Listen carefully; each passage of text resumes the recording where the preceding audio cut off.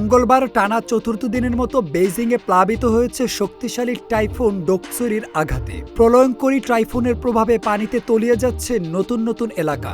বিপদসীমার উপর দিয়ে প্রবাহিত হচ্ছে নদ নদীর পানি, তলিয়ে গেছে ঘরবাড়ি, রাস্তাঘাট, ফসলি জমি। সরবরাহ করা হচ্ছে প্রয়োজনীয় খাবার ও ঔষধ।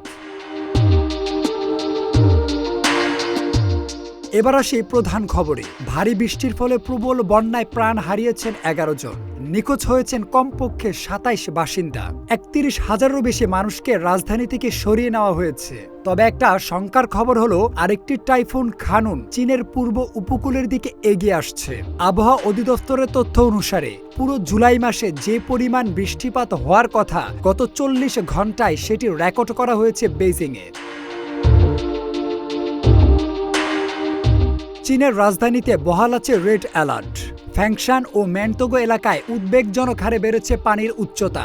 আটকে পড়েছে কমপক্ষে 3টি ট্রেন। 2টি এলাকায় রাস্তায় ডুবে গেছে কয়েকশো যানবাহন। জরুরি ভিত্তিতে 45টি ট্যাঙ্কার সরবরাহ করছে পানি। বাতিল করা হয়েছে 50টিরও বেশি ফ্লাইট।